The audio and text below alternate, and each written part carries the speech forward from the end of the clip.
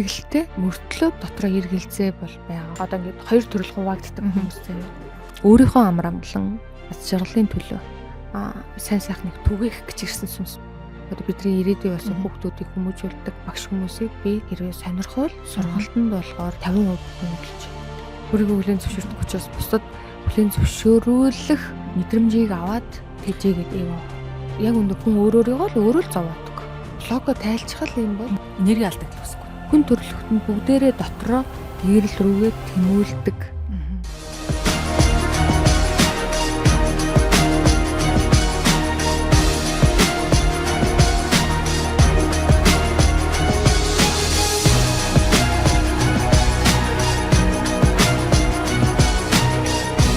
Сайн байцгаана уу? Psycho Secrets цувралын маань ээлж нэгэн подкаст эхэлж байна.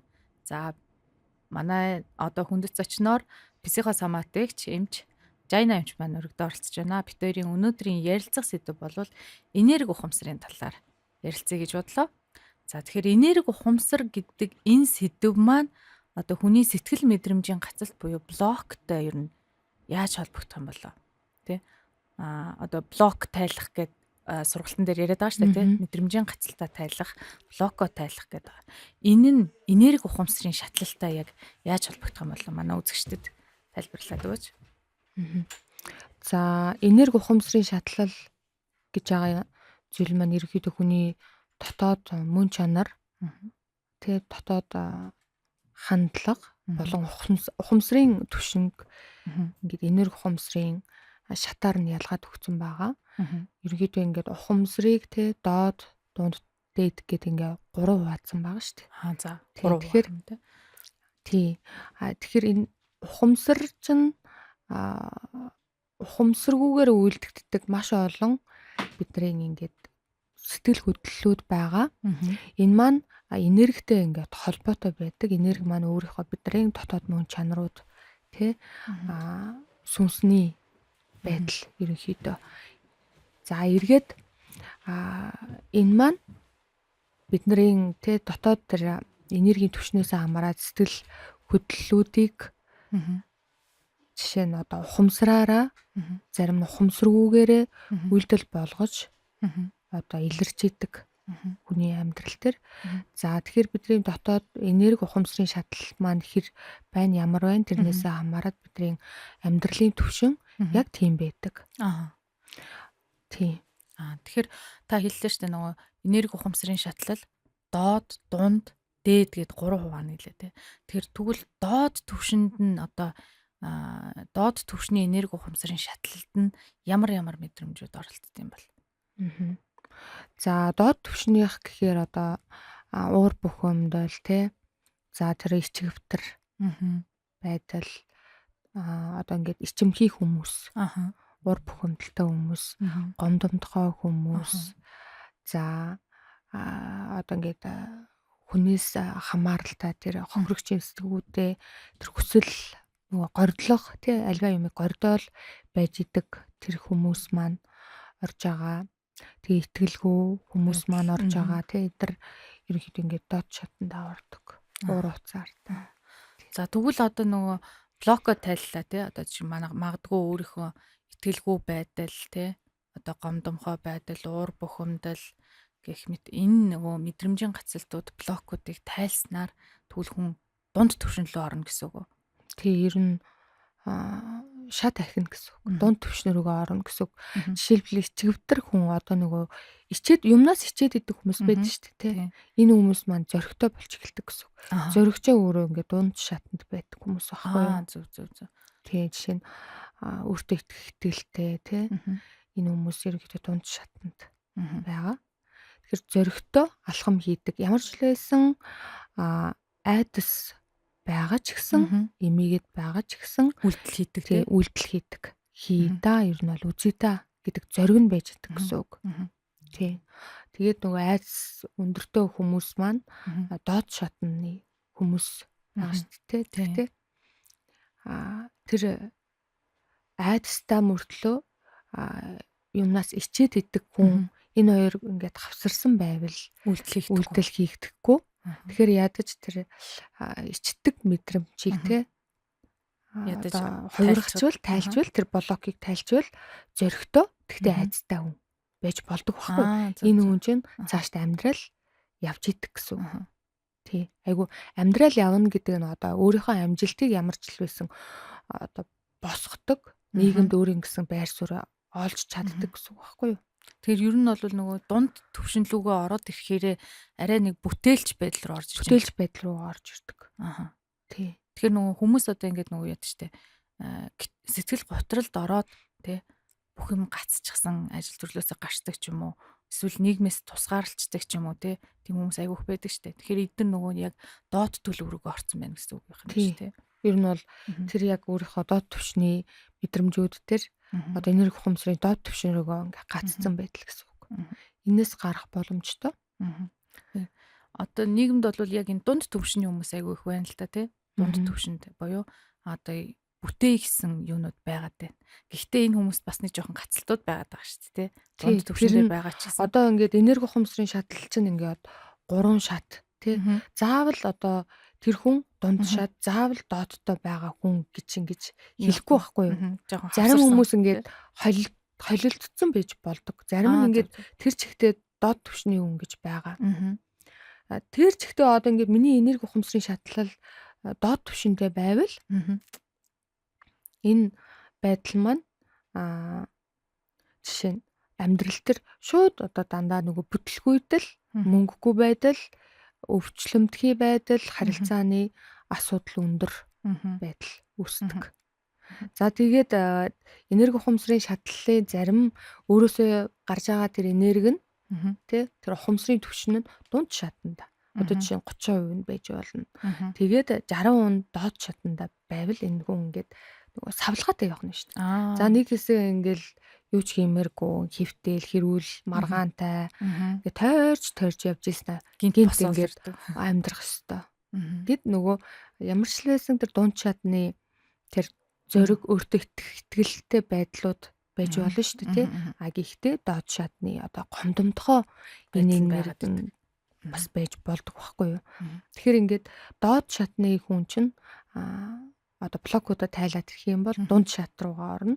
Дунд шат руугаа бүрэн ороод ирэх юм бол ер нь бол бүрэн орж ирсэн одоо ингээд яг даалт ухамсарын түвшинд одоо блокоо хувиргасан хүмүүс доод шат руугаа дахиж ордоггүй байхгүй юу. Ундаггүй гэсэн үг. Тий. Тэгэхээр ингээд дунд шатнаас ер нь бол цаашдаа яг өөрийнхөө энерги ухамсарын энэ шатал тэг энерги ухамсарын байдал дээр ингээ ажиллаалах юм бол дундаасаа дээшээ аажуухан ингээ шилжээд явна. Дундаасаа дээшээ шилжээд дээд шат руугаа орох юм бол дээд шатны хүмүүс ерөнхийдөө санхүүгийн эрхчлөөнд хүрдэг. Харилцаа маш сайн байдаг, өөрийн гэсэн байр суурьтай, амьдралд өндөр сэтгэл ханамжтай амьдардаг. За жаргалын түвшин өндөр болдог. За тэгээд ямар ч лээсэн энэ дээд шатны хүмүүс чинь сайн сайхны төлөө гэсэн тийм өөрийн гэсэн том амбиц байгаад идэг. Илүү бүтээлч тийм далайцтай юм хийдэг болно. За тэгээд одоо ингээд дунд шат тэгээ давмгай дунд шатны энергитэй одоо жишээ нь 70% дунд шатн дээр байна. 30% доод шатн дээр байгаа тий. Энэ хүмүүс болохоор яг одоо өөрийнхөө энерги ухамсарын түвшнээ ингээд ахиулахгүй бол тэгэл нөгөө ингээ гацаал яг тэр байранд л байгаад идэг. Тэгээ улмаар доошоо унах магадлал бол байгаа. Тэгэхээр тэр одоо ингээ доошоо ингээд татдсан шүү дээ тий. Одоо ингээд магадгүй тэр айдас ч юм уу уур хилэн өндөр хүн чинь тий жишээ нь уур хилэн айдсын мэдрэмж ингээд давмгай болоод тэрхээрээ 70% тэр амжилтаа явж байгаа дунд шатны энергиуд нь мэдээж ингээд гацалт руугаа орох байхгүй. Тэр давмгайл гэсэн үг. Дунд шатны энергиуд давмгайлчдаг. Нийгэмд одоо нөгөө ийм хүмүүс байдаг шүү дээ. Ингээд байгууллагууд төр чинь ч гэдэг юм уу те бас боломжийн ингээд ажил карьертай байна. Гэхдээ надад ганцхан асуудал байгаа маань өөртөө итгэлгүй байдал байна гэдэг.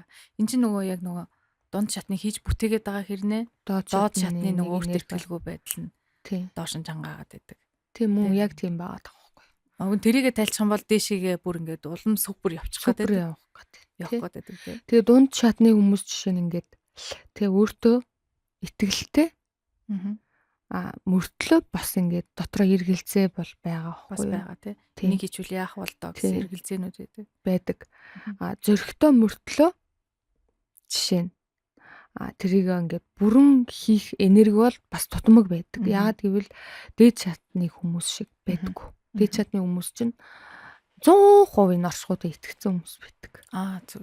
Тийм. Одоо ингээд ажил маань зогсчих үедээ гэдэг айдас байхгүй тий. айдас байхгүй. Ямар ч хэлсэн чадна хийн гэдэг байсан 100% гэсэн. Зүгээр л одоо цаашдаа ирнэ бол яаж хийж яаж явах уу гэдэг дээр л төвлөрнө. Нөгөө хийж чадахгүй байхаа гэдэг мэдрэмж огт байхгүй. Хийж чаддаг энерги маань байгаа тий. Тэр энерги нь байгаад идэг. Харин яаж зөв хүргэж энийг ашиглах уу гэд тэгж явдаг байхгүй юу? Зөв. Дунд чадны хүмүүс яадаг вэ гэхээр эрүүл хаягуул хийгээд идэг. Би яавал тэр тийшээ очих бол ямар ч хэлсэн явж л байгаа үз. Тий. Очих бол гэдэг тийм бас ингээд жоохон эргэлзээ байдаг байхгүй юу? Яавал гэдэг. Яавал гэдэг ингээд асуулт өөртөө тавиад идэг. Би яавал яг тэрийг авахгүй гэдэг нь өөртөө ингээд яг анзаарах юм бол энэ асуулт өөртөө бүрэн итгэсэн байдал байхгүй байхгүй юу? Тийм. Хүмүүс одоо нэг юм байна. Дээд түвшин рүү ороод ирэхээр гэгэрнэ гэж яриад байна үгүй. Гэгээр л яг уу дээд түвшнийх нь. Тийм одоо ингээд доод шатнаасаа ерөнхийдөө агсаар байгаад мэдээж те гэгэрл рүүгээ ингээд тэмүүлж байгаа байдал. Бүх хүмүүс доод шатанда байсан ч дунд шатанда байсан ч хүн төрлөختөнд бүгдээрээ дотроо гэгэрл рүүгээ тэмүүлдэг. Тийм хүсэлтэй байдаг. Энийг хүн болгон өөрсдөө ингээд анзаарахгүй байж болно. Тэгтээ яг ингээд өөртөө ажиллаад ирэх юм бол хүн болгонд тийм зүйл байгаа. Сайн сайхан амьдрах юмсан тий маш гоё ингээд гэрэл рүү амгалан болох юмсан. Яг үнэндээ ингээд өнөөдөр хүмүүсийн ажиллаад амьдраад байгаа байдлууд нь сайн сайхан амьдрахын төлөө байгаа шүү дээ. Энэ юу юм бэ те? Нэг тэр сайн сайхан нэг ингээд хүртхийнсэн гэж байгаа нь өөрөө гэгэрл рүүгээ тэмүүлээд байгаа байдал. Гэтэл гэгэрл рүүгээ хүрсэн хүн чинь жинхэнэ нөгөө сайн сайхан амар амгалан мэдрэмж яг жинхэнэ байгаад идэг байхгүй юу? Амар амгалан. Тийм. За тэгээд ийм энергийн алдагдaltaй хүмүүс бол бясалгал хийгээд нөхчөж болдго юм байна. За тэгвэл би ойлгохдоо дандаа ингээд нөгөө бясалгаад байна гэдэг чинь те ингээд бас ингээ алдаад идэг надад нэг шалтгаан байгаад байна шүү дээ. Тэгвэл тэр нь одоо миний нөгөө мэдрэмжийн гацалт юм байна гэж би ойлголоо л да. За би ингээ гомдомтгоо хүн байлаа. За тэгээ бясалгал хийгээд ингээд нэг юу ялаа ингээд тайвшраад ингээд өөрийнхөө алдагцсан энергийг нөхлөө. Тэгвэл би дахиад нэг хин нэгэнд гомдвол дахиад би энерги алдаад байна да тийм үү. Тэр гомдоод байгаа энэ одоо блок мэдрэмжийн гацалтыг тайлчих юм бол надад гомдлоос үүсэлтэйгээр дахиж би энерги алдахгүй гэж ойлгоод байгаа тэр зөв. Тэгснээрээ энэ блокийг тайлснараа миний энерги ухамсар шатлал ахаад байна уу? Тий. Одоо яг зөв наача. Зөв ойлгоод байгаа. Блоко тайлцхал юм бол энерги алдагдал үүсэхгүй тийм. Энерги алдагдал үүсэх ш тэр чинь энерги ухамсар чинь хамттай засагдаад байгаа байхгүй юу? Энерги яаж засагдаад ийн вэ гэхээр ухамсар альва мэдээллийг тий энерги маань зөв хүлээж авах хэрэгтэй байтал ухамсар маань буруу хүлээж аваад мэдээлэл буруу миний дотор одоо мэдээлэл одоо мэдрэмж болж бууж ирж байгаа шүү дээ тий. Энэ дэр алдагдал үүсээд шүү дээ. Тэгэхээр тэр дотоод энергийн тий одоо хүлээж авах ёстой мэдээллийг альва энэ оршихуй ертөнцөөс миний хүлээж авах ёстой энерги маань байгаа шүү дээ. Мэдээллийг ухамсар маань энэ хоёр нэгдэж нийлжтэй засаж яг нэг түвшин дээр ирэхээр тэр ухаарл гэдэг зүйл болно шүү дээ. Энэ ухаарл юу вэ гэхээр би алдаатай ойлгосон биш, буруу ойлгосон биш гэдэг ингээд засагдаад яг жинхэнэндээ миний мөн чанар ерөөсөө алдагдаагүй юм байна. Яг энэ бол гаднах мэдээлэл юм байсан байх. Энийг би хүлээн зөвшөөрлөө. Гэт ингээд ухаарл явагдана гэдэг нь өөрөө энергийн түвшинд ингээд ирэхээр нөлөөлж байгаа. Тэгээ ухамсар маань өөрөө ахиж байгаа хэвтэл байхгүй. Буруу алдаг. Буруу одоо ингээд бодолч байж болно тий. Буруу хандлагч байж болно. Тэрийг зөв өнцгөөс нь боловсруулж хүлээж авснараа энэ маань ингээд засагдж байгаа. Бүрэн засагдж байгаа. Бясалгал зөвхөн нөгөө тайвшруулах бясалгал хийгээд ах юм бол тэр яг юун дээр алдаж те яг ямар мэдээлэл төр би гомдож гин. Яагаад одоо юуны төлөө би гомдоод байгаа вэ гэдэг нэг учир шалтгаан дотроо шийдэгдэггүй байна. Жишээ нь гаднах ертөнцийг буруутгаад байгаа байхгүй. Гомдол чинь өөрөө бусдыг буруутгаж байгаа хандлага. Тэр намайг гомдох ёсгүй байсан. Би зөв байсан, тэрнийх буруу хэлсэн. Тэгээ би гомдоод байна гэдэг шүү дээ. Тэр хандлага тэр үгээ засчвал тэгээ надаас эсвэл ингээ уучлалтгүй чвал би сайхан болох гээд байна гэж байгаа тий. Гэхдээ энэ мэдээллийг боловсруулж хүлээж аваа байдал би өөрөө тий өөрөө алдаатай хүлээж авсан бол өөрөө тэрийг ухаарад засаад авч байгаа гэсэн үг байхгүй юу? Блокод хэлж ин гэдэг чинь. Ингээд энерги ухамсарын шатлал маань агчлаа. Одоо жишээ нь гомдомтгой байдал чинь бусдыг нөгөө байгаагаар нь хүлээн зөвшөөрөх чинь дундшаад шүү дээ тий. Тэр шатлал руугаа ингээ агч байгаа тийм ээ. Гомдоод байдаг байдал нь ингээд энэ хүн намайг ингээ албаар ингээ гэж бодож байгаа биш байна. Энэ хүн ч гэсэн өөрийнхөө үзэл бодлоо зөв надад илэрхийлж чадаагүй байсан байна. Гэхдээ энэ үүний цаана нэг юм шалтгаан байна гэдгийг олж харж байна. Намайг албаар юм гомдох үзэл биш. Өөрийгөө ойлгуулах тэр одоо үзэл нь байгаа юм бай. Гэт зөв ингээд би хүлээж авч байгаа. Энэ үед миний шат агч байгаа. Энэ маань гэт тэр чигтээ миний дотор одоо ингээд далд хомсорд кодлогддог гэсэн үг байхгүй. Дараагийн удаа би гомдохгүй гэсэн үг. За энэ блоко ингээд бүр ингээд сүнсний төвшөнтэй энерги гэдэг маань сүнс шүү дээ тий. Энергийн төвшөнд ингээд хүлээж авахгүйгээр тэр хүнийг буруутгасан хандлага байж байгаа цагт би өөрийгөө тайвшруулах бясалгалыг 1 цаг 2 цаг хийлээ. Тэр үед мэдээж ингээд ухамсар маань тайвшраал тий. Тэр моментанда зүгээр болно. Бясалгалыг байнга хийх хэрэгтэй болно. Тэгэхгүй бол дахиад нэг намайг гомдох юм бол миний дотор нөгөө хүнийг чиний буруу миний зөв. Чи намайг гомдох ёсгүй байсан гэдэг програм бол байж л байгаа байхгүй юу. Тэгээ энэ маань дахиад нэг сэтэрдэг гомдох мэдрэмж. Тэгэхээр ингэ сэтрэл гараад ирнэ. Тэгэхээр энэ ухамсар маань энерги маань дот төвшөндөл байгаад гэсэн үг. Эргээд би чинь ингээд 1 жил 2 жил ингэ бясалгал хийсэн. Гэсэрнэ гомдох байгаа л гомдол идэх тий. Гэгэрхэр л байна штэ. Гэгэрсэн хүн гэдэг чинь гомддггүй. Юм ерөөсөө байгаагаар нь хүлээж авах гэлээ. Байгаагаар нь хүлээж авдаг. Гэгэрсэн хүн биш дээ өөрийнх нь энергийг оршихуу. Энерги бүх зүйл ерөнхийдөө нэгдэмэл нэг гэдгийг ойлгочдөг. Байгаагаар нь тий. Байгаагаар нь ойлгочдөг. Тэгээд айдас ерөнхийдөө арилтын билээ. Айдасгүй болчдөг. Айдасгүй хүн гэдэг чинь өөрийгөө хамгаалах механизм байхгүй болчдөг гэсэн үг байхгүй. Айдаггүй. Гэгэрсэн яг жинхэнэ гэгэрсэн түвшний дээд түвшний энерги ухамсарын тэр шатлал хамгийн одоо ингээ хоосон чанар гэж байгаа шүү дээ. Тэр түвшинд очсон хүн чи одоо чиний өмнө чон бавга гараад ирвэл чи айдаггүй. Айн штэ. Айн. Айх ёстой тий бид нар айдаг. Тэгвэл тэр хүмүүс айдаггүй. Айдаггүй. Айдас байхгүй болчихсон. Яагаад гэвэл тэр хүн бүх ертөнцийн нэг хэсэг нь болцсон гэдэг ухамсарын нэг нь бий. Тэр ухаарл ингээд гүн гүнзгий суучихсан байдаг. Тэр хүмүүс шүн дунд агуу дотор ганцаараа яагаад бясгалаад байдаг юм. Дээр үеийн энэ нэг амд амжсан уул руугаа гарч ингэ бясалгадаг гэж байгаа шүү дээ. Тэр хүний ухамсар энергийн шат доошоо л хизээч тэгж явахгүй ш. Тийм л одоо ингээд зүгээр логикоор бодоод үзье хоёулаа. Агуу дотор ямар ч ангаамдан орж ирэх магадaltaй харанхуу гав ганцаараа тэг яаж тэнцэнэ амьдарч болоод байгаа тий. Тэр чинь агуу биш бүр гадаа бүр ингээд зэрлэг ангаамдны дундаа гээ очиод идүүлсэн ч тэр хүмүүс амар амгалан байдал нь ерөөсөө савлдаггүй байхгүй юу. Нэрэ тийм. Тэр бүх блок нь ингээд тэр хүмүүс бол гэгэрэл өөрсдөө дотроос ухаарсаар байгаа тайлцсан хүмүүс. Гайхалтай байгаа тийм. Тэгэхээр тэр хүмүүс бол ерөөсөө ингээд шуналж байхгүй тий.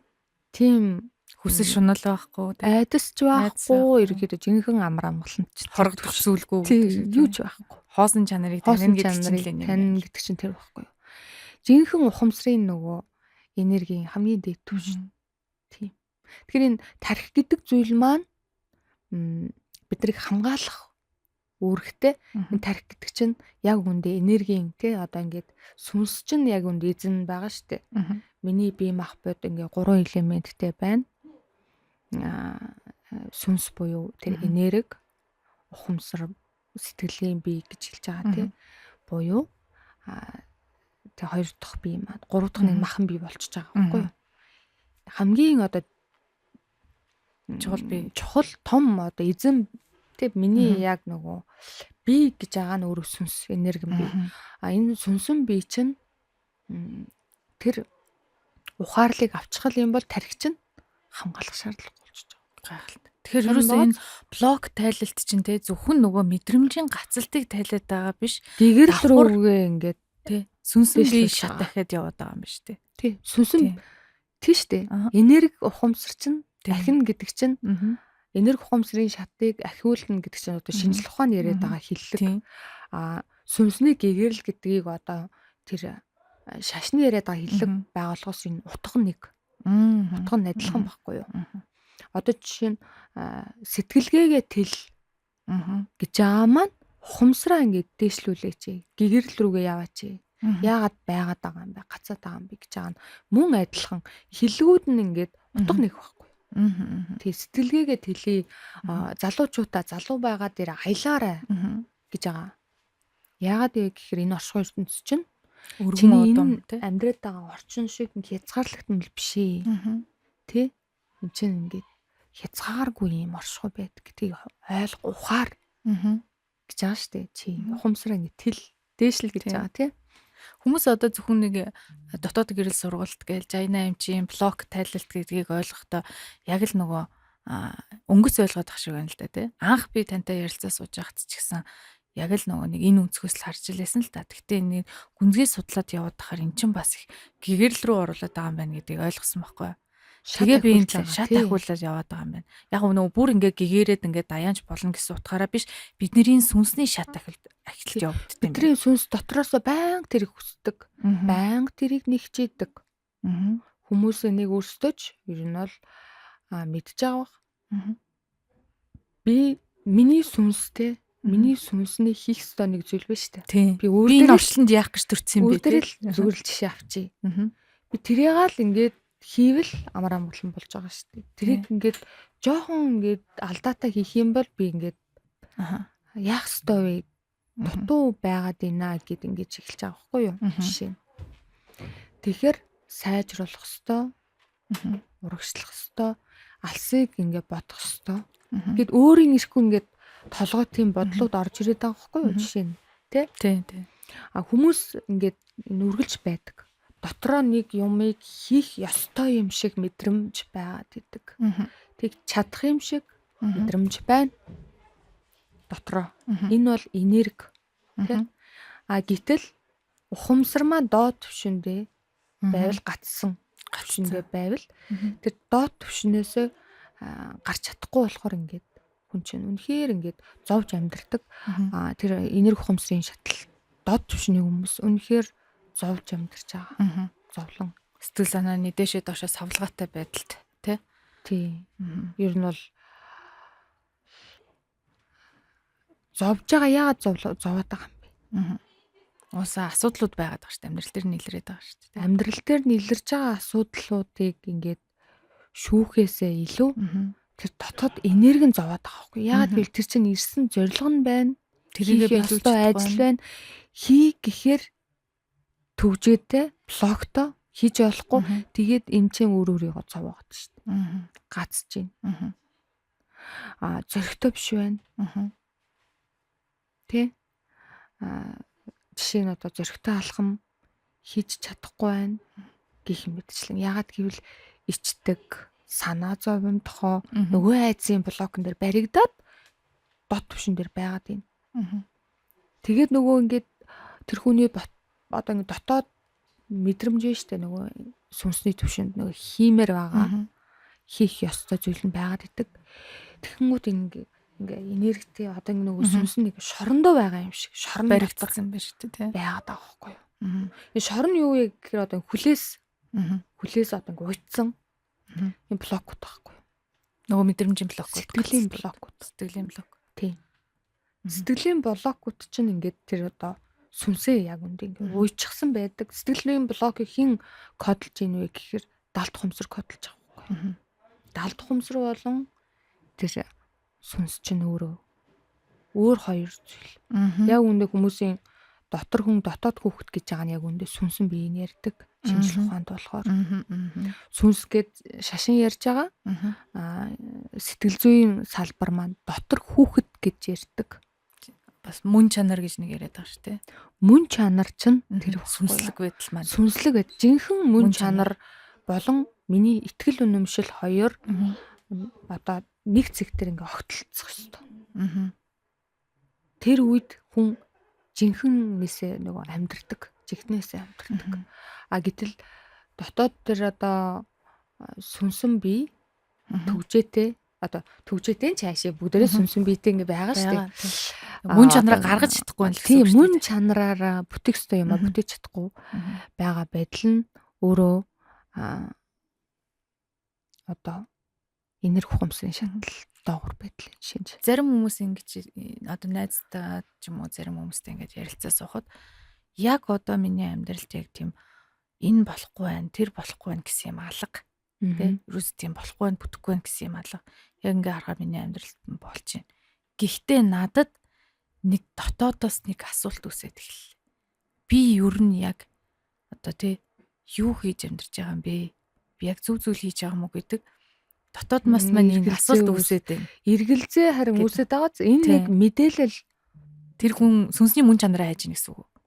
Тийм шүү дээ. Одоо мэдрэлийн систем чинь мэдээллийг дандаа гаднаасаа авна гэж бодож байгаа. Манайхан тий нэг 5 м хүүгээрээ дандаа гаднаасаа авах юм шиг.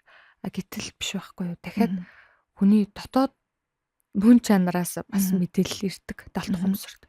Далд ухамсар чинь ерөөсөө хүний энэ ил ухамсар болон тэр сүнсэн бие хооронд ингээд гүр болж өгдөг байхгүй юу. Гүр. Далд ухамсараараа ингээд дотоод яг сүнсний зорилгооч явуулж болох боломжтой. Тэ? Тэгэхээр энерги ухамсарын шатлал одоо ингээд хүн болгон өөрийнхөө тэр Google-ээс хайгаал олчих болно шүү дээ, тий? Ямар шатал байдгийг тэрийг одоо нэг хідэн эрдэмтэд ингээд тодорхойлоод гаргацсан баг шүү дээ. Тэрийг ярьж байна, тий? Тэрийг одоо яг олж уншаад энерги ухамсарын шатлал гэх юм бол гараад ирнэ. Тэгэхээр аль шатан дээр байгаа вэ гэдгийг хүн өөрөө тодорхойлж болно. Доод түвшний мэдрэмжүүд өөрт чинь хэрвээ бүгдийг ингээд чеклчих. Дунд түвшнийх чинь хэрвээ бүгдийг чеклчих. Тэнгуудаа хэдэн хувь гэдэг нь ингээд гараад ирнэ шүү дээ. Тий. За энэ дээр холбогдуулахад одоо гадаадд байгаа хүмүүстэйгээ би нэг харьцуулаад үзье гэж бодлоо л доо. Гадаадд байгаа хүмүүс маань одоо гадаадд олон жил оршин сууж байгаа ч юм уу амьдарч байгаа суралцж байгаа хүмүүсийг хараад байх нэ тэр хүмүүс ингээд нэг ямар ч л байсан би хөдөлмөрлөх ёстой би бүтээх ёстой гэдэг байдлыг өгөх байт юм бэ. Тэр хараад тэр хүмүүс чинь нөгөө бусдаас хараад хүмүүс ерөөсөө биш байгаа байхгүй. Хин нэг нь намайг одоо миний амьдралыг дүүрэн болгох ёстой ч юм уу те. Хин нэгэн хүн намайг аз жаргалтай болгох ёстой гэдэг юу байдг юм байна. Ингээ анзаараад хаа тэр хүмүүс чинь өөрөө би сайн сайхан амьдралыг бүтээнэ гэсэн тийм бүтээлч байдал байт юм байна. Дээрэс нь тэр хүмүүст одоо нөгөө амьдралын хэв маяг те одоо цаг байрлаж идэм үү ажилд их зөв хандах байдлах ч юм уу хандлага энийг ингээд тодорхойлоод үзэхэд энэ хүмүүс маань их бас нэг тийм бүтээлч хүмүүс байгаа даа шүү дээ тий. Бүтээлч хүмүүс байгаад байна. Гэхдээ энэ хүмүүс чинь одоо манай монголчууд чинь заавал хуучных шиг ингээ гадаадд ч хар ажил хийдэг үе ард тоцорчээ. Манайхан гадаадд очиод янз бүрийн салбарт бизнес хийдэг айгу мундаг хүмүүс байна. Их гарсан байна. Гэхдээ энэ хүмүүст бас нэг юм жоохон юм түлхэц болох зүйлүүд юм хэрэгтэй гэдэм байна л да. Гэхдээ тэд нэр нь харьцуулахад харьцангуй арай нэг жижигвтер маягийн ч юм уу. Өөрсдөндөө их өндөр шаардлага тавиад тэрэндээ их ороод идэг зүйлүүд ажиглагдсан. Өөртөө их өндөр шаардлага тавиад байна гэдэг маань ер нь хэр зөв зүйл юм болоо. Тэд нар ч одоо ингээд би ажиллах хэвээр, би ингэх хэвээр гэл ингээд өөрсөндөө айгүй зэрлэг тавил тэрэндээ ингээд шатаад яваад идэг байгаа байхгүй. Тий одоо өөрийгөө буруутгах гэж штэ тий. Тий. Энэ гимшлийн мэдрэмж доогуур дот төвштэй байхгүй. Гэхдээ энэ хүмүүс ингээд энэ мэдрэмжээсээ болоод гацалт дандаа ирдэг гэсэн үг. Яг л доогуур төвшнийх штэ. Дунд шат бол энэ хүмүүст байгаа ихэмжлэн тий. Бүтээлч зөрөгтэй байдал байна. Жишээ нь итгэлтэй байдал байна. Тэгэхээр зөрөгтэй итгэлч өөрөө хангалттай биш болоод энерги ухамсарын шатлалын бас хэдэн хувь нь доод түвшинд байгаа болохоор үе гацаад байгаа. Яагаад гэвэл дотроо хийх ёстой, бүтээх ёстой гэдэг нөгөө тэр дотоод сүнснээсээ тэр энерги гэм өөрийнхөө мэдрэмж шүү дээ 100%-оор би арай ингэж амьдрах хүн биш те гэдэг ийм хүмүүс айгүй их ярьдэн шүү дээ. Тэ. Тэгээд хичээгээл ингээл урагшлах гад гэл яваад идэг тэмцээд идэг. Гэтэл танд бол бүрэн боломжтой. Тэр яг дотроо нэг мэдрээд байгаа 100% ингэж амьдрах хүн биш те гэж боддог нь яг зөв байдаг байхгүй юу? Тэрийг л асуудлаа тодорхойлоод тайлбарлаа. Тэгэхээр юу бариад байгаа вэ гэхээр яг чиний сая хэлсэн өөрийгөө буруутгадаг, гэмшдэг тий магадгүй хүртэх хэрэггүй гэдэг иймэрхүү мэдрэмжүүд алдаж болохгүй гэдэг сая хэлж байна. Энийгээ тайлах хэрэгтэй байхгүй. Алдах чинь жинхэнэ асуудал биш шүү дээ. Алдаж болно. Тэгтээ давтаж болохгүй алдаг. Урагшлах хэрэгтэй. Тэгэхээр алдаан дээр фокуслах биш байхгүй. Ингээд би алдаж болохгүй гэдэг хүн чинь өөрөө нөгөө гэмшлийн мэдрэмжээс зогтдог. Тэг гэмшлийн өвдөлт авахаас ингээд зогтаад аюул сайн хийх ёстой гэж өөрөө гэл тээ. Гэтэл алдчихвал яана би ингээд өвдөн штэ гэж аан далтхумсар цаанаасаа ингээд програмчлагдсан учраас энэ хүмүүсийн одоо тэр өөрөөсөө гарах ёстой жинхэнэ 100% ёстой ингээ гарах ёстой 100% тэр амьдралаа бүтээх ёстой байдал нь жишээ нь 5% болж 50%-аар буурах ч юм уу. Тийм хязгаарлагдмал болчихж байгаа байхгүй. Тэгэхээр гадаадд байгаа хүмүүс маань маш их тийм хөдөлмөрч хүмүүс, зөрөгтэй хүмүүс, мундаг хүмүүс байгаа тий. Энэ хүмүүс харин тэр блок тайлах хэрэгтэй байхгүй. Тэрийг тайлцгал юм бол бүр илүү супер төвшөнд гарах нь шүү. Супер төвшөнд гарна. Энерги ухамсарын шат бол гимшил гэдэг чинь өөрөө тайлагдаад ирэхээрээ эрхчлөө болон хүлээн зөвшөөрөгдөх альва юмыг байгаар нь хүлээн зөвшөөрөгдөх дунд чадны тэр ухамс руугаа шилжигдээд ирэхээрээ ингээд окей байдаг л зүйл за дахиад оролтын өргөжлөе. Ийм хандлага байдаг учраас стресстөхгүй дахиж ингэж хид ингээд унахгүй амар амгалан одоо ерөнхийдөө явна шүү дээ. Амьдрал нь ерөнхийдөө бүтээн гэсэн үг. Амьдралаа илүү сайн төвшөнд хүргэнэ. Тий. Одоо жишээ нь орлого нь магадгүй 50% нэмэгдэж магадгүй 100% нэмэгдэж магадгүй 200 300% нэмэгдэж магадгүй. Илүү их боломжийг олж харна гэсэн үг. Тэрийг би мэдэхгүй байна тий. Тий. Ямар ч л байсан карьер, амжилт тэр орлого, эрүүл мэнд, харилцаа бүгд ер нь бол ахдаг, сайжирдаг. Блог тайлна гэдэг чинь ерөөсөө манайх ингэ бодоод байгаа. Зөвхөн ингэ сэтгэлээ л эдгийг л болоо гэж боддог байхгүй юу? Үгүй шүү дээ. Үгүй байхгүй юу? Энэ сэтгэл зүйн эм одоо уухаасаа 1000 дахин илүү амьдралын чанарыг сайжруулах зүйл чинь блог тайлах зүйл. Харьцуулшгүй. Би яг үнэн байгаар нь хэлье. Тэ би худлаа ингээд блог тайлахыг сурчлаад байгаа юм биш. Үнэндээ. Тэр хүний сэтгэл эдгэрхээс гадна дотроосоо тий өөрийгөө мэдрэх байдал нь дэвшлэхээс гадна бодит яг амьдрал дээр нь өсрэлт бий бол нэр юм. Анх бол ерөөсөө л яг нэг юм байсан шүү дээ нөгөө сэтгэлийн гацалт блок одоо нөгөө гомдол те одоо юу гэдгийг гутрал энээсээ л гарна л гэж бодоод байсан чинь энэ чин цаагаараа өөрөө айгу том зүйл байгаа байхгүй.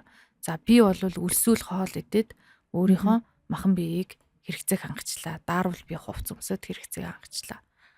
миний сэтгэл өвдөж эхлэе, гунигллаа. Тэгэх юм бол би энэ сэтгэлийг нэг татгаруулах аргыг хайчиж जैन те. Тэгвэл нөгөө миний дотоодод одоо хүн болгонд те ганцхан надад биш. Бүх хүн бүр өөрийн гэсэн сүнсний мөн чанартай төрсэн баг. Гэтэл энэ сүнсний мөн чанар маань өөрөө юугаар дутагддсан юм бэ? Тэрний хэрэгцээг бас нэг амар амгалан байхгүй юу? Амар амгал. Тий. Аа. Яг сэтгэлд үүрсэн мэдрэмж. Нэг амар амгалан мэдрэмж байхгүй юу? Тэр чинь. Сэтгэл хэд ингээд зовоод тэгээ дотроо түгшээд ирэхээрээ яг тэр энерги сүнсний түвшинд үнэхээр зовж байгаа шүү дээ. Энэ үед тэр мэдрэмжийг орлуулах гэж байгаа байдал байхгүй юу? Гэхдээ тэр нь яг үнэндээ бодит биш шүү дээ. Жишээ нь чи сая хэлсэн шүү дээ. Өөр нэг төр зүр юмар ингээ орлох. Тэ? Одоо уух юм уу? Төр зүрийн тайвшрал, арх уух. Гэхдээ эн чинь асуудал шийдэгдсэн гэсэн үг шүү дээ. Төр зүрийн л байдал. Тэр сүнсний шат ахилт буюу сүнсний хэрэгцээ нь бол амар амгалан байдал. Одоо ингээд яг архиуж байгаа хүн биш дээ тий. Шалтгаан нь архиуж байгаа хүн чинь эсрэгээрээ ингээд тоошоо унаад байгаа. Байдал тий улам тоошоо унж байна. Гэхдээ тэр одоо гэгэрэл рүүгээ ойртох мэдрэмжийг архиар нөхөж байгаа гэсэн үг. Гэхдээ архи өгөхгүй тэрийг. Архиар нөхөх гэж оролдож байгаа. Тий. Тэгэхээр тийм байгааз бүх хүн тийшээ л тэмүүлээд идэх. Архиуж байгаа хүн ч тийшээ тэмүүлж байгаа байдал. Тэр бясалгаж байгаа хүн ч амар амгалан хүн чинь тийшээ тэмүүлж гин. Блокод хэлж арга нь өөртэй. Нэг нь эрүүл аргаар, нэг нь эрүүл бус аргаар. За нөгөөх нь одоо магадгүй компьютер тоглоомын донтолт мөн тийшээгээл гүүгээл тэмүүлэх гээл байгаа. Хэрүүл маргаан тэгвэл юу вэ? Хэрүүл маргаан чинь цаадах зорилго нь тэр байдаг байхгүй юу? Бас амар амгалан хүртэх гээд хэрүүл амар амгалан хүртэх гээд хэрүүл хийгээд байна. Яагаад гэвэл өөрийгөө хамгаалаад байна. Миний амар амгалан байдлыг чи алдагдуулаад байгаа шүү. Би амар амгалан баймаар байна гэж хэрэлдээд байгаа байхгүй юу? Тэгэхээр ерөөсөө л биш те эн чинь тодорхой хэмжээний хүнэл гэгэрэл рүүгээ тэмүүлдэг юм байна. Бус нь тэхгүй. Энэ даяарчилсан энэ нийгэмдэр бол тийм биш ээ гэж аавал үгүй байхгүй юу? Бүгд л гэгэрлийг хүсэж байгаа юм байна. Бүгд л ухамсаргүйгээр тийшээ амар тэмүүлдэг. Далд ухамсараараа. Яагаад гэвэл дотроосоо тэрийг сүнс маань үргэлж нэхэж байдаг. Хүсэж идэг. Шат ахиач, шат ахимаар. Хүсэж ин нэхдэг. Тэнгуудаа ухамсар те би тэр мэдрэмж байгаа болохоор би энэ нийгэм дээр нүдэрээ юу харж юу ойлгож гин тэр зүйлээрээ л би авч өгөх гэж оролдлого хийж. Тэ? Зарим хүмүүс мундаг байх, маш сайн сурах. Ингээл яг нөгөө амар амгалан гоё зүйл болно.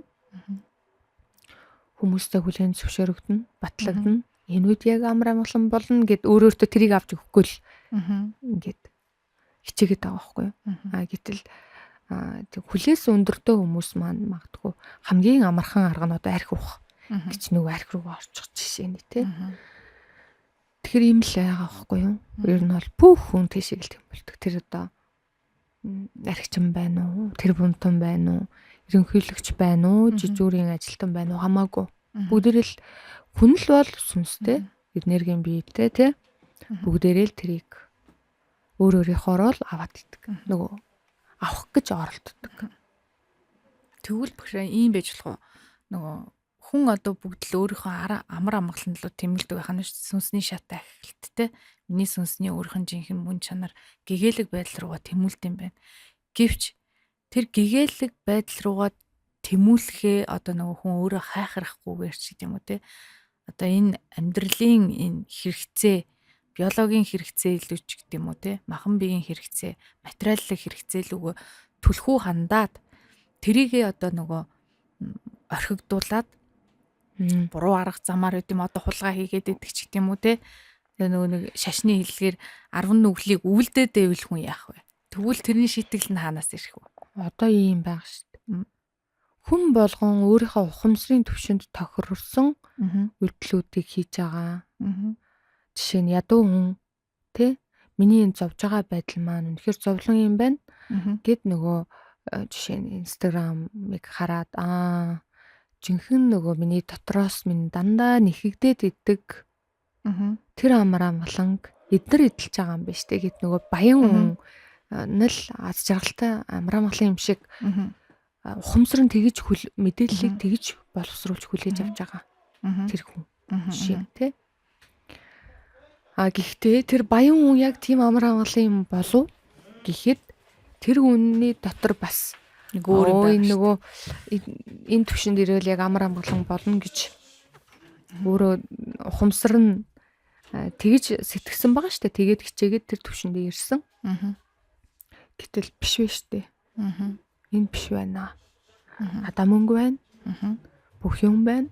Гэхдээ яагаад би ингэж хоосон байгаад байна. Гэт асуултын тэмдэг дотроос дахиж гарч ирнэ. Тэр хүний сүнсний зорилго нь өөр гэсэн үг үү? Сүнсний зорилго гэдэг чинь хүүхнийх янз янз одоо чи зорилго асуугаад байна тий. За би болохоор нөгөө амар амгаланг олох арга нь ингээ өөр өөр гэж хэлж байгаа байхгүй юу? Жишээ нь нэг хүн өөртөө байхгүй зүйл одоо ингээ ядуу хүнд мөнгө байхгүй бол мөнгөтэй бол яг тэр одоо амар амгалан ирэх юм байна. Би өөрийнхөө бүх боломжийг бүтээгээд ингээд бий болно гэж бодож байгаа шүү дээ. Гэтэл баян хүн яах вэ? Баян байгаа ч амар амгалан биш хүмүүс зөндөө байдаг. Одоо яг энэ амар амгалан байхтай гэж бодсон хүн амар амгалан биш байдаг байхгүй юу? Жишээ. Тэгэхээр би миний яриад байгаа энерги ухамсарын шатлалаа ахиулах хэрэгтэй гэдэг нь тэр байхгүй юу? Яг нөгөө материалын зүйлээр мөнгөөр одоо дүүргэх боломжгүй байхгүй юу? Харин мөнгөөр болохоор дүүргэнэ гэж ухамсар ойлгоцсон болохоор мөнгөтэй болж байгаа. Асрах мөнгөтэй болъё гэд бүр хязгааргүй мөнгөтэй болсон ч гэсэн тэр амар амгалан руу хүрч чадахгүй байх магадaltaй байхгүй. Жишээ байж тээ нийгэм тэр. Тий. Одоо ингээд саяхан гарч байгаа аимшигтай жишээнүүдийг алдартай хүмүүсийн орцол зэргүүд тий. Тэр хүмүүст мөнгө байна уу? Байна. Нэрх мэд ядуу хүмүүс бодож байна. Тэд нар ямар гоё юм бэ те. Инстаграмд ингээд гоё амьдрал харагдаад иддэг. Дандаа гоё ингээд элит байгаад энэ элит түвшний баячууд. Одоо ингээд Европын нөгөө хэрэг гарлаа шүү дээ. Бүхэл бүтэн арал эзэмшээтэй те. Тэгэхээр энэ хүнд амар амгалан байсан уу гэвэл байгаагүй байхгүй. Юу боллаа гэж тийм юм байсан. Нэр хүнд бүх юм л байгаа. Тэгтээ амар амгалан байдал байхгүй юм те. Хаанаасаа тэрийг олох гээд ингээд твдээд бүр аимшигтай хэрэг хийгээл яваад шүү. Буруу аргаар нөхөд шүү. Буруу аргаар нөхөд. Өөрийнхөө нэг хүрч чадах хэмжээгээрээ ингээд хийгээд байгаа байхгүй. Тэр хүний хүрч чадах хэмжээ нь талаацтай том байгаа болохоор бүх орны элитүүдтэй холбогдсон хэрэгтэй биш те. Хэрэгд амар байна те. Тэгэхээр тэр хүнд тэр хэмжээний чадал байгаа болохоор тэр хэмжээний аимшигтай зүйл хийж байна. Гэтэл мөнгөгүй ядуу хүн яадаг вэ? Өөрийнхөө хэмжээгээр ухамсарна. Магадгүй нөгөө ингээд арх ухчих. Хүрх хэмжээгээр яваад байгаа. Тэгэхээр сүнсний зорилго чинь амар амгалан олох. Гэхдээ сүнсний зорилго чинь хоёр төрөл байт юм байна. За одоо хоёулаа юу сүнс ярьчлаа тий. Одоо ингээд сэдв баг тийм болчихлоо шүү дээ. Зүг шүү дээ ярилцгаар. Хүмүүстэй ингээд ажиллаад үзэж байхдаа би анзаарсан. Хоёр төрөл байт юм байна. За. Нэг сүнс одоо ингээд хоёр төрөл хуваагддаг хүмүүстэй. Нэг төрлийн сүнсний зорилготой хүмүүс маань өөрийнхөө амар амгалан аз жаргалын төлөө байдаг. Миний сайн сайхны төлөө. Миний амар амгалан миний аз жаргалын төлөө. Энэ хүмүүсийг ажиглах юм бол нэг газарт удаан тогтож ажил хийж чаддаг. Яг гэвэл нэг газар жишээ нь 20 жил 30 жил ч ажиллаж чаддаг. Яг гэвэл тэр дотроос тэр хүн ингээд суралцаал болол яваад идэг. За нэг төрлийн сүнс байт юм байна. сайн сайхныг түгээх гэж ирсэн сүнс байд юм байна. Түгээх гэж ирсэн сүнс чинь жинхэнэ нөгөө потенциалтай хүмүүс байд юм байна. Энэ хүмүүс түгээх ёстой учраас нэг газараа тогтож чаддгүй юм биш шүү дээ. Олон хүнд өөрийнхөө сайн сайхан потенциал өндөр болохоор тэр потенциалыг гаргая гэхээр хязгаарлагдсан бол учраас арай энэ бол миний хийдэг ажил биш юм байна гэл нөгөө ажлаа хаяал өсрөл яваад иддэг. Тэр яг өөрийнхөө тэр одоо түгээх ажлаа хийхгүй л бол солиол яваад энэ эсвэл ингээ гадагшаа явах ёстой ч юм болов. Яах уу гээл ерөөсө бодлого шүү дээ. Яах уу нэг асуулт гарч ирээд байна. Ингэж яваад идэх байхгүй. Хүнтэй ингээ туслах бас айгүй дуртай.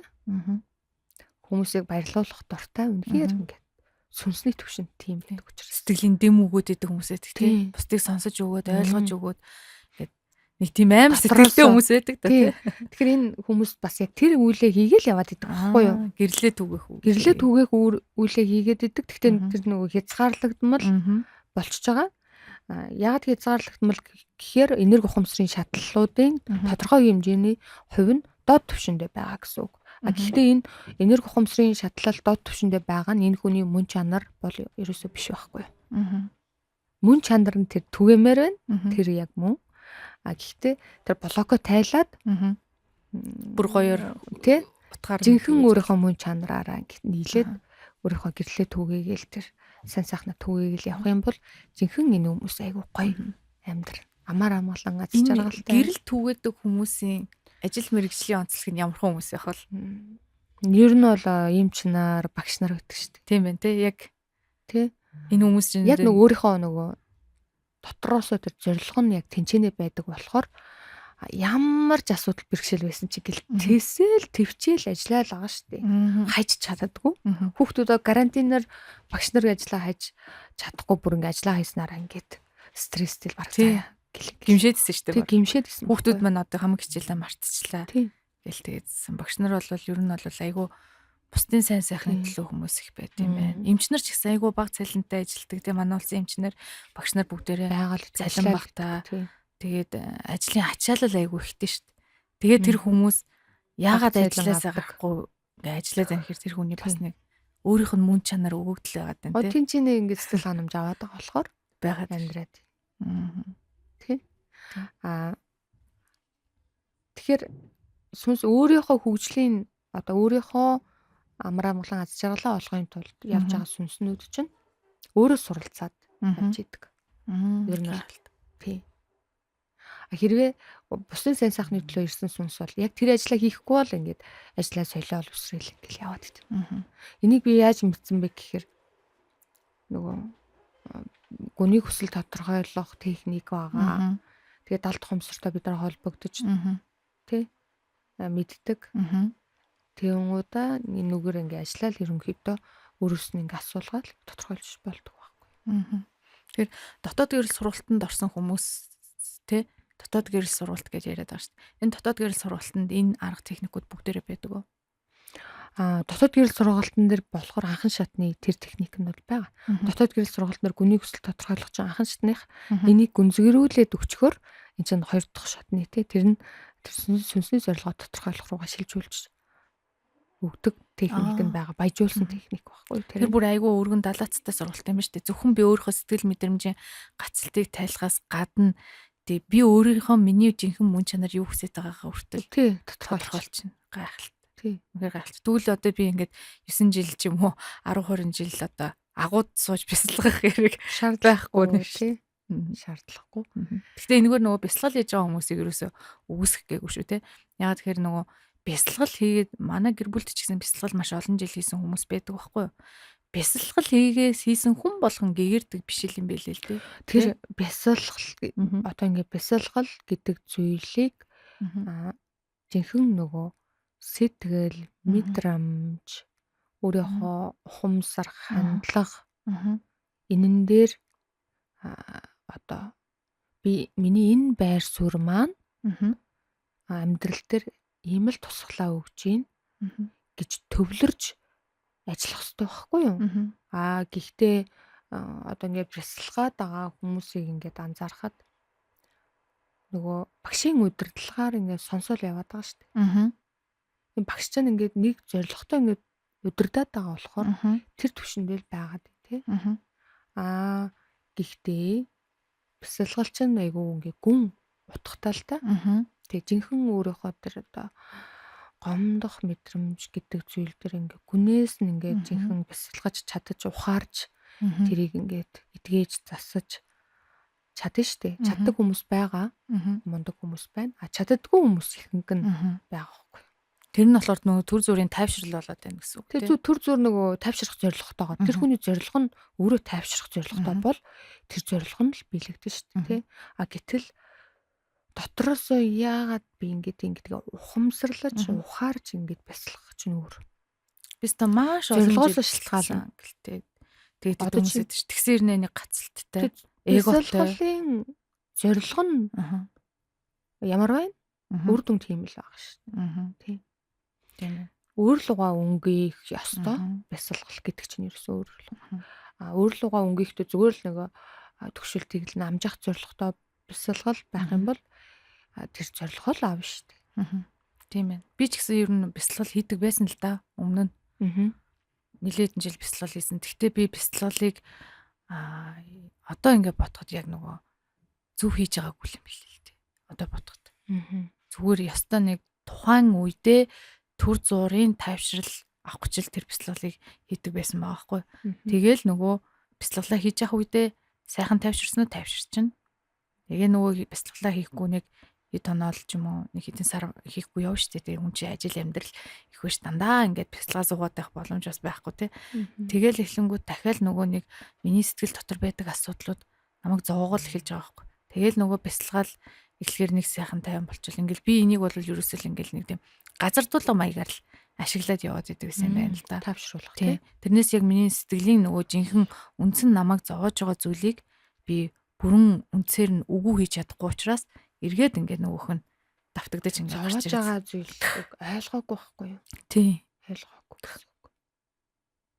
Тэр маш олон жилийн өмнө л манайд чинь Монголд 10 хэдэн жилийн өмнөөс л бараг 20 жилийн өмнөөс бясалгалууд орж ирсэн шүү дээ. Янз янзын урсгалын бясалгалууд орж ирсэн тий. Тэгэл хүмүүс хийдэг байсан. Хийж явахдаа ер нь л дийлэнх нь одоо над чиг хүмүүс олон байгаа л ах тий. Магадгүй ингээд сайн хийдэг хүмүүс ч байгаа, гоё үнэхээр мөн чанараа таньсан гоё гэгэрсэн хүмүүс байхыг үгүйсэхгүй. Гэхдээ над чиг хүмүүс бас их олон байд юм билээ.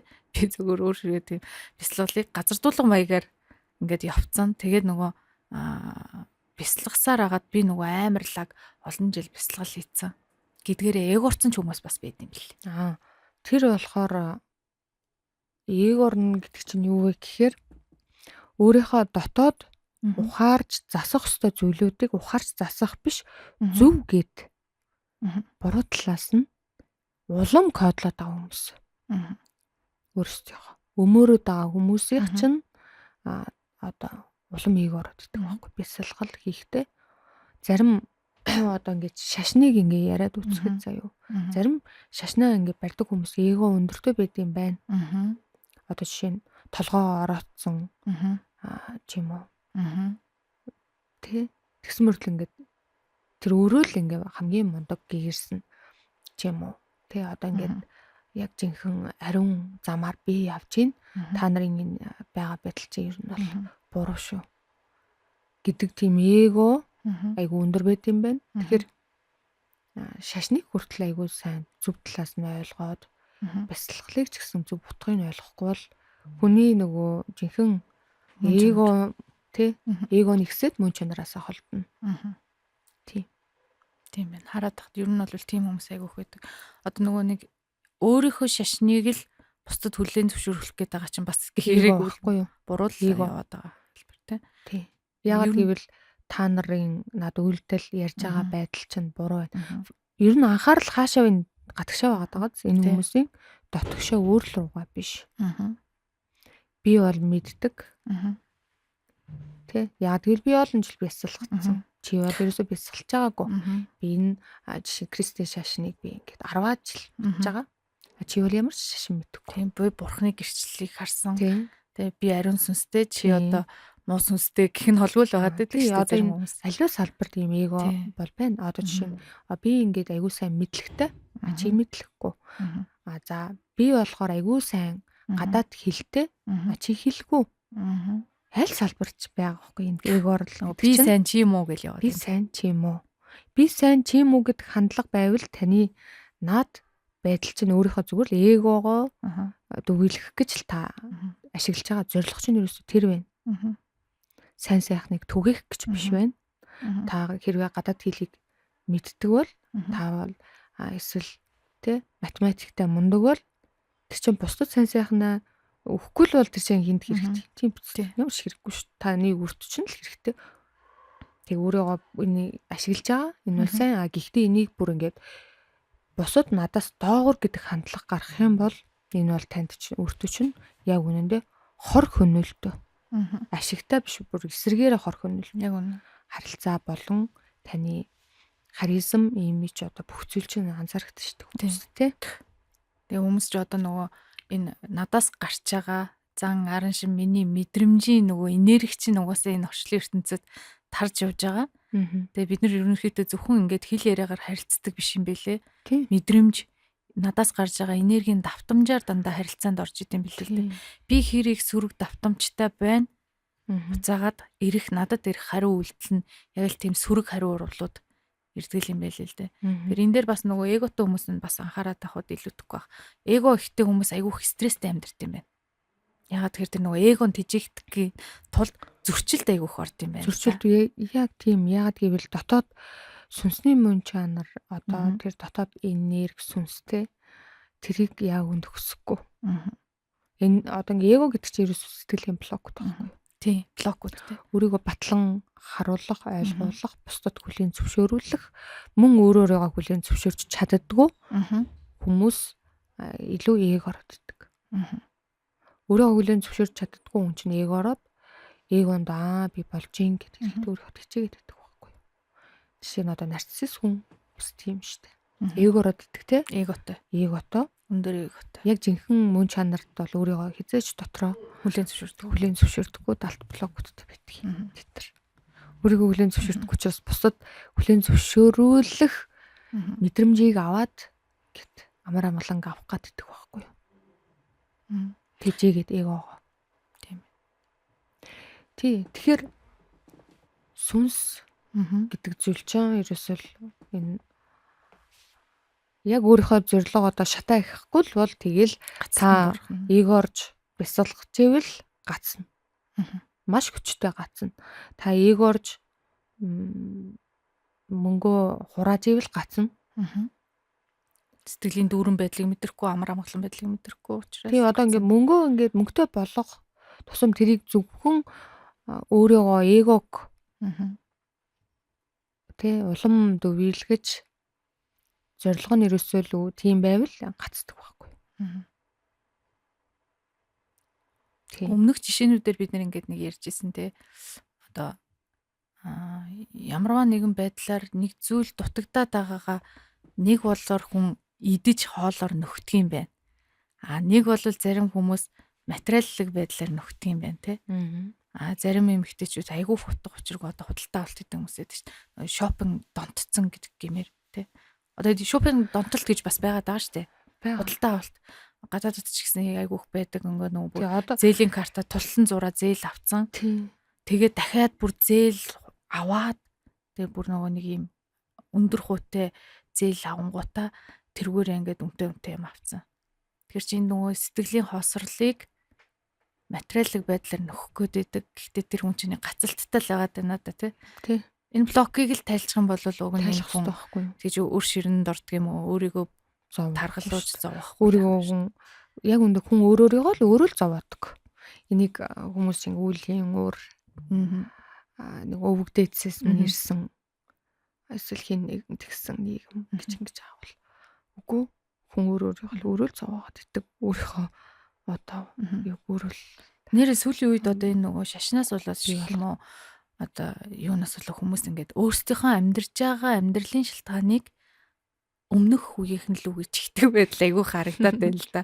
Одоо манай хүүгдээдээс ийм нүгэл үлдснээс болоод манайхаа ингэж амьдарч байгаа ч гэдэм үү. Энэ юу н хэр байдаг юм бол ер нь яг одоо эцэг хүүгдийн асуудлаас болоод өнөөдрийн миний амьдрал уруудан доройтно гэдэг нь энэ хүний эго юу? Энэ юу вэ? одоо ер нь бол илт өөрийгөө өмөрөх, хариуцлагаас зугтах байдал байхгүй. Өөрийнхөө амьдралыг хариуцах байгаа байдал үү те? Эзэн болохгүй. Өөрөө ингээд ямар ч лээсэн бүтлгөөд дээшээ гарч чадахгүй байгаа байдлыг ерөөсөл бусдад чихэж байгаа байхгүй. Тэр нь одоо эзэн бийгүү ямар ч лээсэн өвөгдөөц байсан тэгэл болоо. Хэддэг үе өвгөн мэдэгдэхгүй тий шиг л бүр түлхэж байгаа байхгүй. Тэр би эсвэл өмнөх наснаар би тийм үеийн үртэй байсан тэрийг би одоо энэ наснда эдэлж байна. Үгүй гэдэм байх энэ бол. Засаж болдог. Тэгвэл хүн өөрийнхөө амьдралын эзэн болол засаж өөрийнхөө амьдралын эзэн болох боломжтой. Юунд дэр гацж байгаа тэр сэтгэлийн блокоо тайлах хэрэгтэй байхгүй юу тий? Айдас биш тий. Айдас байх байхгүй. Тийм ээ. Тийм. Тэгээ айдас байгаа учраас айдастай хүн хөдөлдөггүй шүү дээ. Зүхтдаг дандаа юмнаас тий. Зүхтах үйлдэл. Зүхтаагаад хүн яаж дуургашлах юм тий? Хойш ухраад байгаа үстэй.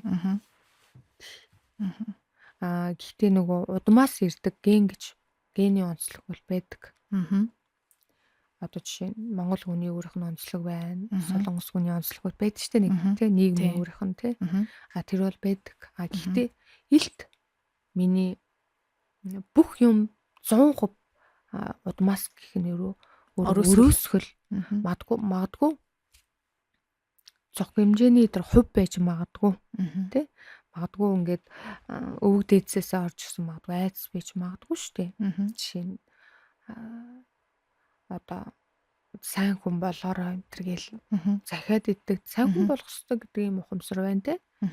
Бид нар ингээд өвөг дээдсээс бид нарт ингээд бүр ингээд толгойд ингээд кодлогдтол нь ингээд ойлгуулсан байдгүй. Хэдэн үеэрээ суудсан те. Тийм бол зөв байхгүй юу. Гэхдээ энэ муугасаа сайн нь их байдаг. Тийм дандаа өвөг дээдсээс ирсэн нөгөө захиас маягаар тий ёс заншил маягаар үлдсэн. Тийм том өөрөөсөө том үнийг хүндэл, ээж аавыгаа хайрл хүндэл, эцэг эхээ хүндэл, бусдад дандаа тусдсан болж яв гэд. Энэ бол муугасаа сайн нь илүү яг үнэндээ.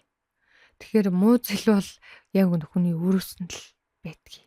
Тийм байна тий. Тэгэхээр эхлээд хүн өөрийнхөө амьдралын асуудлыг л эхлээд засах хэрэгтэй юм биш үү? Надаас шалтгаасан асуудлаа эхлээд засах юм. Тий, энэ бүгдийг одоо би юун дээр үндэслээд ингэ ярьж ийнвэ гэхээр одоо ингээд яг жинхэнэ нөгөө гацалтанд орсон хүмүүстэйгээ ажиллаж үзчихсэн тий. Жинхэнэ нөгөө би чинь үеийн үртэй одоо ээжийн маань талд тийм байсан гээд орж ирж тэр блоко далд хумсрын төвшөнд тайлж исэн хүмүүс яг өнөөдөр тэрийг асуухаар мартцсан битгүү байхгүй юу лээ би тийм юм ярьж илүү гэл тэгэхээр чин тийм биш байгаад байгаа байхгүй чин ухамсар нь өөрөө тэр тарих маань тэр хүн өөрийгөө л хамгаалаад шүү дээ тий. Манай удмын ирчүүд одоо 49 хүрэхгүй өнгөрчдөг ч гэдэг юм уу. Нэг тийм юм яриад байдаг хүмүүс байдаг шүү дээ тий. Манай удмын ирчүүд ингээл 49 хүрэхгүй өнгөрчдөг. Манайхан ингээд ирчүүд нь одоо эрт явчихдаг гэд ингээд байгаа юм. Хүн ер нь бас өөрийгөө кодлоод байна уу? Эсвэл үнэхээр тэр удам одоо 49 хүрэхгүй өнгөрдөг кодлоод байгаа юм руу. Генээр дамжиж ирсэн мөн чанарууд гэвэл дандаа сайн чанарууд байдаг. Байлээ. Дандаа сайн чанарууд. Сайн чанарууд. Генээр дамжиж ирсэн одоо трама гэж байгаад байгаа байхгүй тий. Трама гэж байдаг. Жишээ нь ухаарах ёстой зүйлүүд. Ухаарлууд нь. Байдаг. Ухаарах ёстой зүйл. Гэхдээ энэ бол таны амьдралыг 100% өдөрдөн гэж байхгүй. Тий штэ тий. Тий. Энэ бол маш бага хувийг эзэлдэг байхгүй. Энэ дэр ерөөсөө фокуслж ингэж хэд анхаарах шаардлагагүй. Тэгэхээр хамгийн гол нь ихэнх хүмүүс өөрийнхөө амьдралын хариуцлагаас зүхтаагаад өмнөх үерүүгээл чихэд идэм юм л гэж харагдаад байгаа. Манай удмынхан ингэдэг тэгдэг. Удмаараа юм байсан. Одоо манай аавын талын байсан, ээжийн талын байсан гэдэг нөгөө асуудлыг өөрөөсөө зайлуулан төлөхөх оролдлого их байгаа юм тий. Энийг хэрвээ жинхэнэ удмаасаа орж ирсэн зан чанарууд байвал шууд энийгээ засч чаддаггүй хүн. Эхлээд хүн дистрата байх хэрэгтэй. Өөрийгөө засч ижил тийшээгээ төвлөрч орж чаддаг. Яагаад гэвэл эн чинь жоохон нарийн механизмтай, нарийн ур чадвар шаардсан техниктэй байдаг баг. Тусдаа гэсэн үг Тусдаа. Тэгэхээр өнөөдөр яг тэр дотоод гэрэл дээр орж ирсэн хүмүүс энийг тайлж чаддаггүй байхгүй. Дандаа өөрсдийн хувийн асуудалтай хүмүүс л орж ирж байгаа шүү дээ, тий. Тэр хүмүүс өөрийнхөө хизээ хаанд кодолж авсан энерги ухамсарын тэр дод шат байна. Тэр ягаал тайлах бүрэн боломжтой. Цаашаа гүнзгий орыг гэвэл энэ бол агсан шат. Энийг одоо хоёулаа энэ яриад чинь энэ бол хэрэггүй. Тийм. Тэгэхээр нөгөө та сая хэллээ шүү дээ. Ингээд сүнсний зорилго чинь хоёр янз байт юм байна. Нэг нь хүн өөрийнхөө сайн сайхны төлөө, миний сайн сайхан, би өөрийнхөө ахиц дэвшлийн төлөө зорилготой хүмүүс. Нөгөө хэсэг нь болохоор бусдад гэрлээ түгэх, тэ? Бусдын сайн сайхны төлөө гэсэн зорилготой хүмүүс байт юм байна, тэ? Энэ дээр бол нөгөө эмчнэр, багш нар, тэ? Манай Монгол улсын багш нар цагдаа хүмүүс бас байгаад идэм бил. Цагдаа нар бусдын төлөө, сайн сайхны төлөө энэ мэргэжлийг сонгочдөг. Цаанаас энэ мэргэжлийг ингээд сонгочтой юм бил шүү дээ. Яг нэг өөрийнхөө мэдрэмжээрээ. Тийм. Тийм ээ. Тусламар санагддаг. Хамгаалмар санагддаг. Тийм ээ. Тийм. Бас л хүнд мэргэжлүүд шүү дээ. Ингээд бодоод үзэхэд бол тий өчнөө хүний болон хүүхдтэй өдөржин ажиллах, өвчтөн хүмүүсийг өдөржин асарч тий тэр хүмүүсийн сэтгэл зүйтэй харьцах. За эсвэл хүнд үйл явдал дээр туслах гэдэг чинь одоо бас нөгөө цагдаа нарын хэв журмыг сахиулах тий. Надаа нэг ингээд жоохон юм дотроо жоохон юм харамсалтай санагддаг байхгүй юу? Энэ хүмүүс үнэхээр мундаг хүмүүс байхгүй юу? Энэ хүмүүсийн төвшин яг шатын ингээд тайлаад өгөх ёстой. Одоо доод шат байвал тайлаад өчөх ёстой байхгүй. Дэмжиж өгөх ёстой хүмүүс. Жинхэнэ одоо нийгэм сайн сайхныг түгээдэг. Тийм. Сүр одоо жинхэнэ нийгмийг авч явдаг. Мундаг хүмүүс чинь энэ хүмүүс.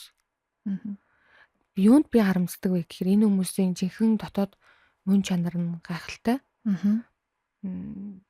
Тэгтээ одоо тэр хөдөлмөрийг одоо шударгаар үнэлж өгдөггүй бидний нийгмийн зүгээс жоохон шудраг ус хандлага байна. Тий. Байна. Өндөр энэ хүмүүс цайлан авах хэрэгтэй байсан. Гэвч тэгэж үнэлэхгүй байна. Тий. Миний бодлоор хэрвээ нийгэм сайжрах юм бол энэ хүмүүсийн цайлан юун тэр одоо сая хэдэн зув тий. Юун тийм биш байхгүй. Энэ хүмүүс чинь 20-30 сая авах хэрэгтэй хүмүүс байхгүй юу? 10-20-30 сая авч ажиллах хэрэгтэй хүмүүс. Маш нэр хүндтэй мэрэгжлийг нэр хүндтэй мэрэгжил цалинтай байгаад. Өндөр нэр хүндтэй. Үнэхээр үн цэнтэй миний мэрэгжил бүр ингээд харьцуулшгүй мэрэгжил. Бусад мэрэгжлүүдтэй. Тий. Одоо гадаадын улс орнууд чинь багш мэрэгжилтэй эсвэл эмч мэрэгжилтэй тий эсвэл хууль сайхуулалт ажилладаг үйл хүмүүс ер нь вау л гэх байхгүй юу? Тийм. Вау гэдэг. Гэхдээ манай дэсэргээрээ баг таньсээ ичг нь холгүй байгаад ш. Нөгөө цалин багтаа гэдэг утгаараа тий. Энэ хүмүүсийн гаргаж байгаа энерги потенциал тэр сайн сайхан бусдын гэсэн энергийг өнөөдрийн цалинтай нь харьцуулахад цалин өгж байгаа хүмүүс ичмэр байгаад байгаа. Тий. Яаж ичихгүй тэр цалин тийж тогтоогоод өгöd тэр би мэдэхгүй ойлгохгүй. Энэ хүмүүс өстой хамгийн номер 1 байх хэвээр. Тий. Манлайлагч нар багхгүй юу? Ер нь бол улс орны ирээдүй гэрэлтэй гэгээтэй сайн сайхан бэ гэвэл багш эмчнэр тий энэ хүмүүс цагдаа энэ хүмүүсүүдийг уг нь бол яг зохих ёсоор нь үнэлэх ёстой л тоо. За бүр ялангуяа тий бүр ялангуяа одоо нөгөө гэрэлт ирээдүй болсон өөр хүүхдүүдэд маань багшилж байгаа хүмүүс биш шүү дээ. Энэ хүмүүсийн ачаал бүр хэрэг сэтэрсэн нэг ингээд 60 хүүхэд гэж байгаа жишээ нь тий. Нэг багшид 60 хүүхэд оногдно гэвэл тэр хүн 60 хүүхдийг сургана гэдэг чинь бас чанга байхгүй. Тийм шүү дээ. Тэгэхээр энэ хүмүүсийг олгоор энерги ухамсарын шатал потенциал нь дотроо өндөртэй хүмүүс.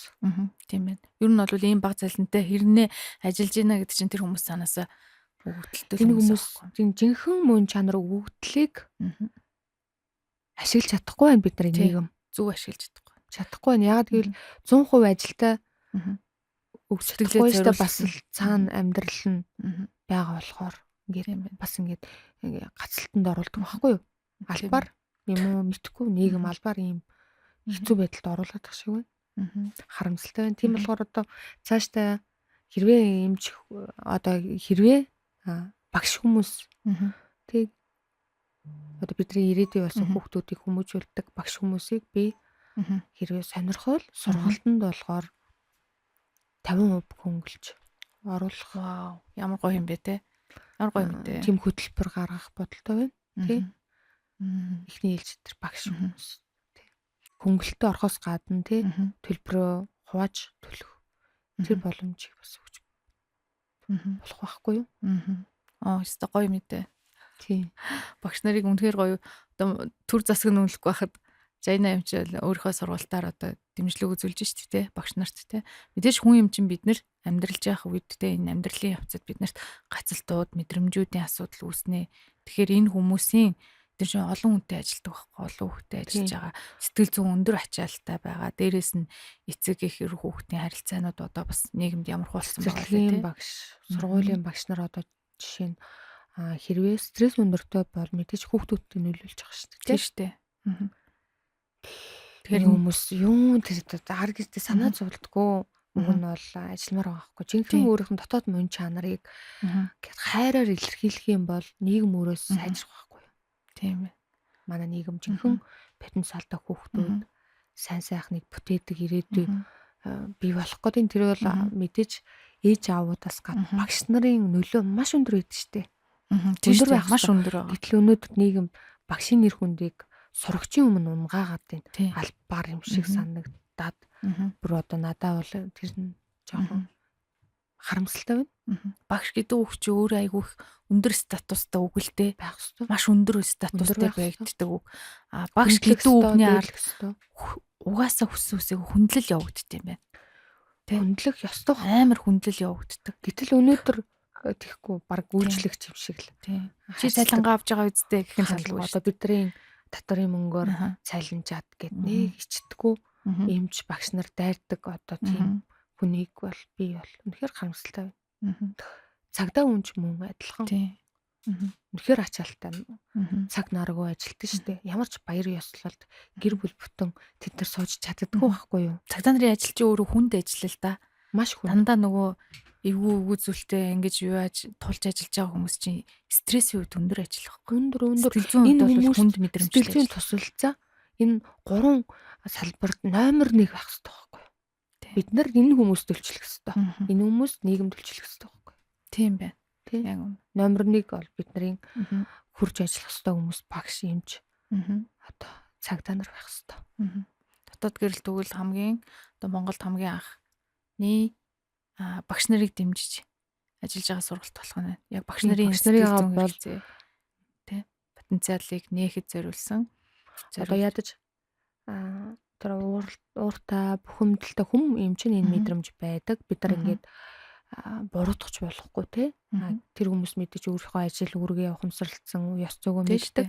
Гэхдээ энэ хүмүүсийн гайхалтай дотроо мөн чанар нь тийм байдаг байхгүй. Бусдын төлөө сайн сайхныг түгээдэг мөн чанартай тултал энэ ажлыг хийдэг. Энэ нийгмийг авч явж байгаа хүмүүс. Энэ нийгэм тэр хүмүүсийн нуруунд дэр байгаа шүү дээ. Өнөөдөр ганц гэрэл гээгээтэй одоо зүйлийн тод байдал нь мундаг баатар хөт гэж хэлмээр байна. Багш нар, эмч, цагдаа нар бол гайхалтай хүмүүс. Төвчшгүй байдлыг төвчж гардаг. Би мэдж байгаа яагаад гэвэл би өөрөө өрхийн эмч байсан байхгүй юу? Би төгсөд яг одоо ингээд нуугаад яах вэ? Төгсөд би өрхийн эмнэлэгтэр ажиллаж байхдаа би төр засагт яг үндэ гомдож исэн. Би чинь 40 жил ингээд тий аав ээжээгаа бүр ингээд өчнөө төлбөр төлүүлээл сураал тий 6 жил сурч төгсөөд гээд авч байгаа цайлан юу вэ ингээд тусал. Тэр бол би ерөөсөө гэртээ юм авч чаддгүй угаасаа унааны мөнгө, хоолны мөнгө тэгэл болж л байхгүй. Тэг би гомдож исэн. Гэхдээ би үнэхээр энэ хараа мөн чанар маань яг нөгөө байгаад байгаа байхгүй юу? Хүний төлөө. Тэгээ яалтчгүй хийхгүй болох гацалтанд орж байгаа. Би бизнес хийж үзсэн. Тэр бол нөгөө үнэхээр миний мөн чанар биш болохоор би тэр чаддгүй юм блэ. Эргээд би дахиад одоо ингээд хүсний төлөө ажилласан сууж байгаа байхгүй тийм аа. Тийм байна. Тийм. Гайхалтай. Тэгэхээр энэ хүмүүс тийм мөн чанар байдаг. Гайхалтай. Манай багш юмж сүлэгч нар дааж тэр хөдөлмөрийг үнэлэхгүй нь харамсалтай. За ингээд манай бит хоёрын өнөөдрийн ярилцлага сонирхолтой байсан бах. Энэ түрээд өнөрлж гин. Тэгэхээр дотоод гэрэл сургалт маань багш нартаа 50% хөнгөлөлттэйгээр одоо багш нараа дэмжлэг болгож та бүхний сайн сайхан гэрлээ хасаахад туслана гэсэн баяртай мэдээг Жайна эмч маань хүргэлээ. Ингээд бидэнтэй хамт сууж манай подкастыг сонирхолтой та бүхэндээ баярлалаа.